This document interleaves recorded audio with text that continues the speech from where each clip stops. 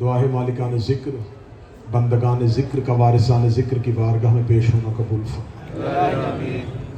میرا اللہ جتنے بھی آج اس شب میں پروردگار کو اس کے سب سے بہترین سجدہ گزار کا پرسہ پیش کرنے کے لیے آئے، میرا اللہ آپ تمام کی حاضری بارگاہ امیر المومنین میں قبول و منظور فرما۔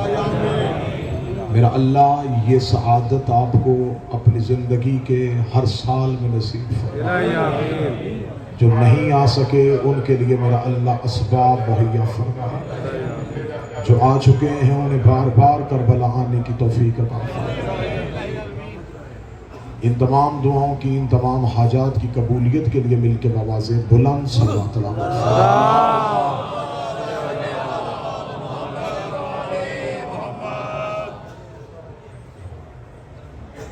یہ شب امیر المومنین علی ابن ابی طالب نے ایک ایسی صدا جو کوفہ کی ہوا میں گونجی، فزت برب الکعبہ، رب کعبہ کی قسم علی کامیاب ہو گیا۔ یہ کائنات کی پہلی اور آخری آواز تھی جو قاتل کو شرمندہ کر رہی تھی اور زخمی سر اتنے اطمینان کے ساتھ مصلی پہ یہ لفظ کہہ رہا تھا، فزت برب الکعبہ، رب کعبہ کی قسم علی کامیاب ہو گیا۔ 40 ہجری کا یہ قتل آج 1446 ہجری، آج تک امت مسلمہ یہ طے نہ کر سکی کہ آخر قتل علی کے محرکات کیا تھے، قتل علی کی وجوہات کیا تھی۔ 80 جنگوں میں گئے ہیں شیر خدا، کسی یہودی کی تلوار علی تک نہ پہنچی، کسی عیسائی کا خنجر علی تک نہ پہنچا۔ اور پھر امیر المومنین نے ہمیشہ کے لیے قاتل کا مذہب بے نقاب کرنا تھا۔ یہی وجہ ہے کہ آپ اکثر منبر سے سنتے ہیں کہ امیر المومنین نے جب ضرب لگنے کے بعد ایک شربت امیر المومنین کے سامنے پیش کیا گیا تو امیر المومنین نے اپنے بیٹے حسن سے کہا، حسن یہی جام میرے قاتل کے سامنے کیا جائے۔ یہ واقعہ 19 رمضان 40 ہجری کی صبح کو ہوا تھا، اور میر صاحب جو قتل کرنے کے لیے آیا تھا وہ خوارج سے تعلق رکھتا تھا، جو پہچانے ہی اپنے اعمال کی وجہ سے جاتے تھے، اپنی عبادات کی وجہ سے جاتے تھے۔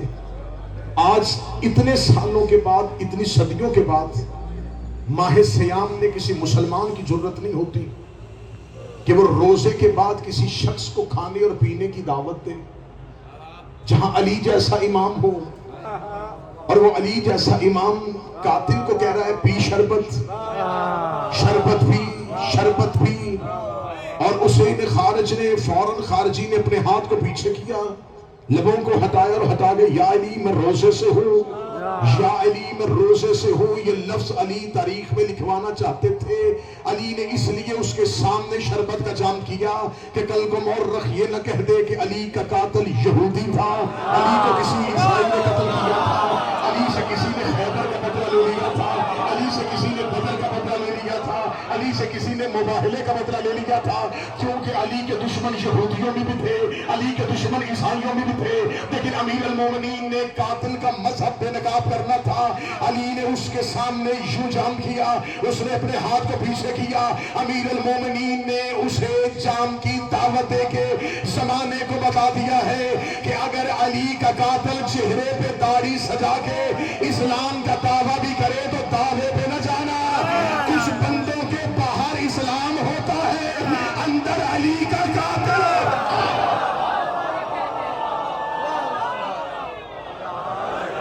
صرف اور صرف انتہائی مختصر سے لمحات میں گزارش کرنی ہے، کیا وجوہات تھی کہ امیر المومنین کا قتل ہو گیا، اور پھر کیا بھی ایک ایسے نام نہاد مسلمان نے۔ تو میں نجف میں امیر المومنین کے شہر میں یہ لفظ کہہ رہا ہوں کہ امیر المومنین کا قاتل مسلمانوں کی صفوں میں ہے، کیونکہ اس کا دعویٰ اسلام تھا۔ اب محرکات کیا تھے، وجوہات کیا تھی؟ کوئی غیر مذہب اگر علی کو قتل کرتا تو اسے اسلام دشمنی کہا جا سکتا تھا۔ اب یہ غیر مذہب نہیں ہے، یہ نام نہاد مسلمان ہے، اب اسے اسلام دشمنی نہیں کہا جا سکتا، اسے علی دشمنی کہا جائے گا۔ اسے یہ نہیں کہا جائے گا کہ اس نے اسلام کی دشمنی میں علی کا قتل کیا، اس نے علی کی دشمنی میں علی کا قتل کیا۔ اس کا مطلب ہے کہ کچھ لوگ ایسے تھے جن کے پاس اسلام تھا لیکن ان کے دلوں میں علی کی دشمنی تھی۔ آخر مسلمانوں کی گروہوں کے درمیان علی کی دشمنی آئی کیوں تھی؟ کیا وجہ تھی؟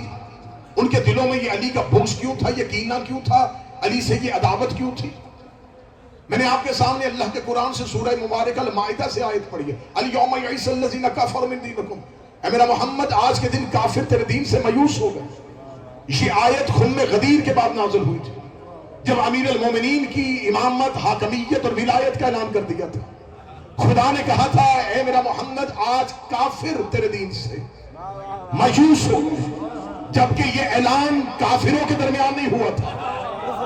جو قریب ہے کہ تھوڑی سہمت فرمانا، مجھے تمہید سے گزر کے بہترین نتیجہ آپ کی سماعتوں کو ہدیہ کرنا۔ یہ اعلان کافروں میں نہیں ہوا تھا، یہ اعلان مسلمانوں میں ہوا تھا، حاجیوں میں ہوا تھا، آپ خاموش ہو گئے، صحابیوں میں ہوا تھا۔ یہ تابعین نہیں تھے، یہ تبع تابعین نہیں تھے، یہ مؤرخین نہیں تھے، یہ صحابہ پیغمبر تھے جو آنکھوں سے نبی کو دیکھ رہے تھے اور کانوں سے نبی کی آواز کو سن رہے تھے۔ ان کے درمیان یہ اعلان ہو رہا ہے جب علی کی ولایت کا اعلان ہو گیا اور خدا کہہ رہے آج کافر تیرے دین سے مایوس ہو گئے۔ تو مجھے بر صغیر پاک و ہند کے اس نمائندہ مجمع کے سامنے یہ اعلان کرنا ہے، یہ کافر دین سے مایوس کیوں ہوئے؟ یہ فتح مکہ پہ مایوس نہ ہوئے، یہ شب ہجرت مایوس نہ ہوئے، یہ بدر کی فتح پہ مایوس نہ ہوئے، یہ احد کی فتح پہ مایوس نہ ہوئے، یہ کافر دین سے مایوس کیوں ہوئے؟ جو جواب ہم تک پہنچا وہ جواب ہی پہنچا دے۔ کافر اس لیے مایوس ہو گئے کہ امیر المومنین کی ولایت کا اعلان ہو گیا تھا۔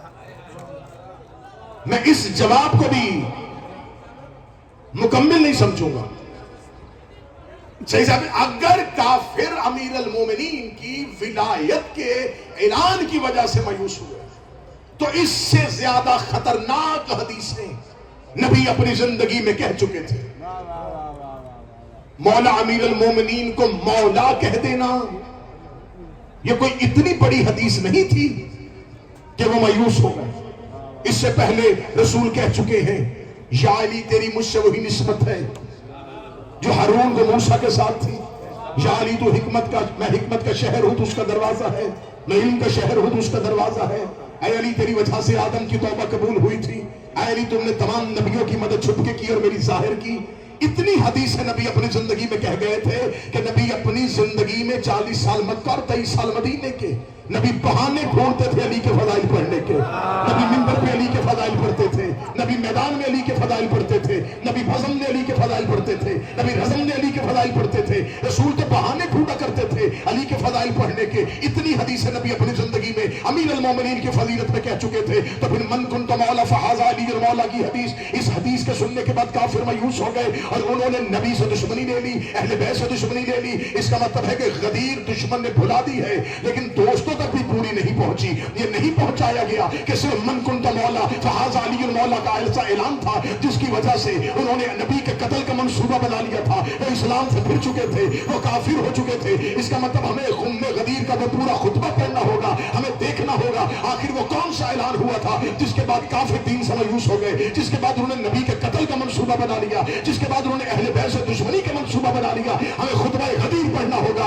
غدیر سے من کنت مولا فہذا علی المولا پہ منحصر نہیں ہے۔ نبی نے 3.5 گھنٹے تپتے ہوئے صحرا میں علی کا خطبہ پڑھا تھا، علی کے فضائل پڑھے تھے، علی کے معجزات پڑھے تھے۔ سے من کنت مولا فہذا علی المولا پہ نبی کی تقریر ختم نہیں ہوئی تھی۔ نہ علمی شہر میں علی کے گھر کے سامنے کھڑا ہو کے یہ اعلان کر رہا ہو سے من کنت مولا فہذا علی المولا نہیں کہا۔ نبی نے پہلے اللہ کی توحید بیان کی، اللہ کی حمد بیان کی، انبیاء کی باتیں بیان کی، آسمانی کتاب میں تذکرہ کیا، صحیفوں کی باتیں کی، پھر کرنے کے بعد پھر علی کے فضائل پڑھے، پھر علی کی جنگیں پڑھی، پھر علی کی فتوحات پڑھی، پھر علی کے اسلام پہ احسان پڑھے.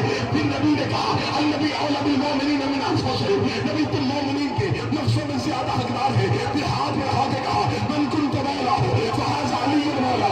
ابھی تک کافر مایوس نہیں ہوا تھا، باتیں چل رہی تھی، ابھی تک بدر وہی کھڑے تھے، ابھی کافر مایوس نہیں ہوئے تھے. نبی نے ہاتھ بلند کر کے کہا جس کا میں مولا ہوں اس کا یہ علی مولا ہے. ابھی کافر مایوس نہ ہوئے. یا نبی نے کہا اس کے بعد اس کا بیٹا حسن مولا ہے، اس کے بعد اس کا بھائی حسین مولا ہے، اس کے بعد اس کا بیٹا مولا ہے، اس کے بعد اس کا بیٹا مولا ہے، اس کے بعد اس کا بیٹا مولا ہے. اور آخر میں وہ آئے گا جس کا نام میرے نام کے ساتھ ملتا ہوگا. نبی نے 12 کی ولایت پڑھی. خدا نے کہا اب کافر تیرے دین سے مایوس.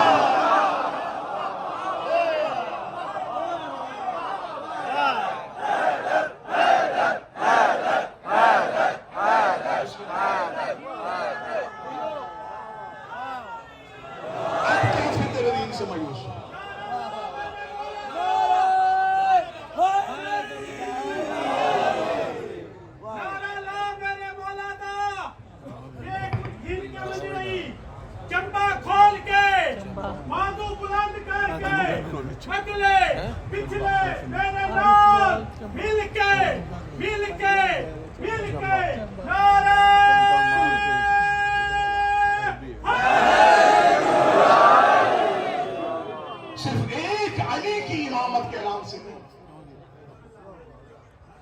ایڈا دوڑ نے نعرہ لایا، تھی نعرہ لایا کہ نہیں؟ بی بی تیرے بابے دے فضائل، تیرے بابے دے پیچھے جڑی سازش ہے وہ قبلہ پڑھ رہے ہیں. بالکل بالکل. جیڑا اس سازش دے نال ہے او دے وقت اتھے ہی ماری، وہی ہوئے گا جدے ہاتھ تھلے رہن گے. یا کھولو دوویں ہاتھ بلند کر کے حق دا امام نعرہ